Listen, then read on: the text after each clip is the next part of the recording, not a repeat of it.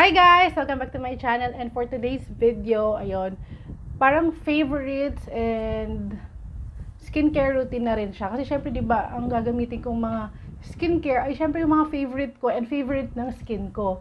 So, yun na yun, as one na. So, hindi na natin i-gatekeep kung bakit ganito ang skin ko lately.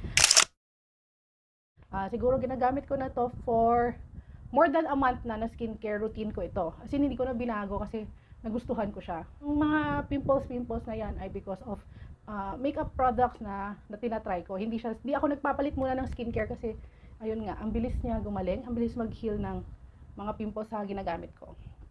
And ang natutuwa ako kasi nga, local to, yung mga nagtitrend sa TikTok, also mga CEO nito ay mga Filipino. So first, ito, doon sa previous vlog ko, sabi ko, hindi kami friends ng brand na to. And then I realized, itong facial wash na ginagamit ko, ay yung akala ko hindi kami friends. As in, nawala talaga sa isip ko na ito yung brand na to. Kung napanood nyo yung previous vlog, I'm talking about Fairy Skin. Hindi ko nagustuhan yung kanilang sunscreen and premium tinted sunscreen. Actually, dalawa. Hindi na ako nag-vlog dun sa tinted sunscreen kasi that's way before na bumalik ako sa vlog. And then, yung previous vlog ko, which is the premium tinted sunscreen, ganun din. Nag-tiny bumps na naman ako. And this one, makita nyo kung gano'n na lang siya kaunti. And meron na akong extra doon sa bathroom. This is the Fairy Skin Premium Brightening Facial Foam. Tingnan nyo lang kung gano'n siya kaunti. As in, nawala talaga sa isip ko na na Fairy Skin yung brand kasi basta ginagamit-gamit ko lang. Nabili ko to dyan sa mall for 190 pesos kasi nung nagustuhan ko siya, bumili na ako na extra kahit hindi ko pa siya ubos. It has 100 ml or 3.38 fluid ounce. Mag-pump ka lang and then yun, sapat na siya. Very gentle siya sa skin ko. Aqua Sodium Laureth Sulfate. Cocamide. Hindi ko talaga mabasa siya. Carica Papaya Fruit Extract. Caproyl methyl glucamide. Ito ata yung isa sa ayaw ko na subject. Yung may mga methyl glucamide, basta chemistry. Lauryl methyl glucamide, glycerin aqua, bebe. Isa natutuwa ako sa kanya. Made in the Philippines and ayan nga, isa sa nagbibigay sa akin ng glowing and youthful skin. And hindi siya drying sa face. Hindi naman sensitive yung skin ko. Maganda siyang cleanser. So, kung maganda pa rin ang mag-double cleanse kasi ginagawa ko, magtanggal ako ng makeup and then wipes and then, syempre dahil nagda-dry yung skin ko pag nagwa-wipes kasi parang nasasama niya everything. Ito, maganda siya, parang nare-refresh niya yung skin and hindi siya harmful. Next, of course, after ng facial wash, I use a toner. Alam, magsusunod-sunod itong brand na to, baka akalain nila sponsored, pero ang previous na toner ko ay this one. Hello Glow Clarifying Toner. Ito talaga yung ginagamit ko noon and this is actually my third bottle. Actually, ang dami kong ganito kasi nakuha ko siya dun sa scooping. And dun sa pangalawang order ko ng scoop, nag-request ako na damihan to and parang nag-try lang naman ako. Sinunod ng seller, dinamihan niya nga talaga yung pag-scoop niyan. So sabi ko, ay ang galing. So for 500 scoop, ang dami kong nakuhang products din doon. So after that, napansin ko parang medyo nagde-dry yung skin ko kakagamit sa kanya. Ay akala ko parang maintenance toner siya, pero hindi, medyo nagde-dry yung skin ko kasi may micro peeling ata 'yan. So sabi ko, itong brand na to nung naglabas siya nitong toner, sabi ko, I will try kasi nagustuhan ko yung kanilang serum and moisturizer.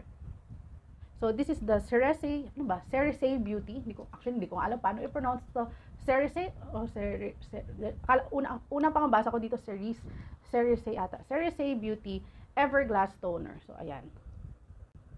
So correct me if I'm wrong. So this Cerise Beauty Everglass Toner is innovatively made with unique light gel formula to deliver maximum skin nourishing benefits. So yung light gel formula, as in, yes, it's really unique. Nung una tinry ko siya with bulak and hindi siya maganda using bulak kasi parang dumidikit siya dun sa bulak and nasasayang yung pag-dispense mo ng product. Kaya ang ginagawa ko ay ganito. Palm of your hands. Clean naman yan. Kaka-facial wash ko lang. So, ayan. Kakaiba yung formula niya. Hindi siya super liquidy. Parang medyo thick. May konti parang, yun nga kasi meron siyang gel. So, yun lang. Kinakalat ko lang sa face ko ng ganyan. And ang bango niya guys. No, not literally parang sobrang bango, hindi siya ganun. Mabango siya in a sense na parang ang calming nung set niya. Isa sa nagustuhan kong ingredients nito ay yung witch hazel extract. Previously, yung brand na yun, yung Faith, Hope, Love na skincare na Witch Hazel toner, doon ko na-realize na yun ang gusto ng skin ko pagdating sa toner. As in, hindi ako nagkaka-pimples sa Witch Hazel toner. If ever man na nagka-pimples ako sa isang product, yung Witch Hazel, yung toner na may Witch Hazel na ingredient, ay ang bilis magpagaling ng skin ko. So, I use this morning and night. Actually, itong skincare routine na to ay morning and night ko naman talaga siya. So, minsan sa night, nagdadagdag lang ako ng more products. Kunwari, nagdadagdag ako ng mga serum, yung thick serum or aloe vera gel, yung mga ganun. Ang ganda nito, promise. Next, yun nga sabi ko sa inyo, baka isipin nyo, sponsored bigla tong video na to, but no. Next is another CeraSe Beauty. This is the Milk Glaze Instant Hydrator. So, ayan.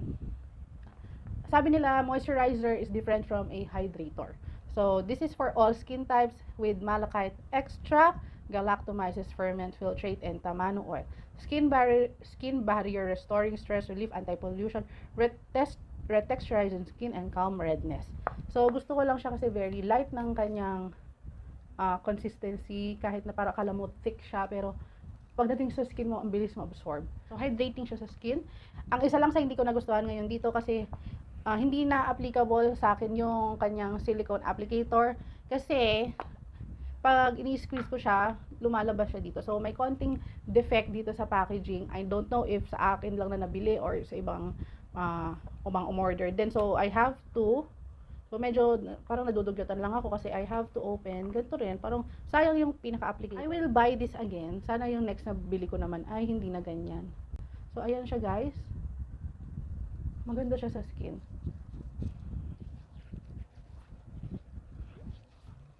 Ito yung nagustuhan ko sa CeraSe Beauty na brand. Yung amoy niya is hindi sobrang bango, pero nandun yung, alam mo yung scent na magugustuhan mo. Next is CeraSe Beauty again. Ito, last naman na to na CeraSe Beauty. Alay ko yung eyes ko. So, this is the Poreless White Glow Serum Intense Whitening. So, maganda siya guys. Actually, ito, ang ginagamit kong serum or the Pond's Triple Glow Serum. Either of this, kasi actually, naubos ko na lang to.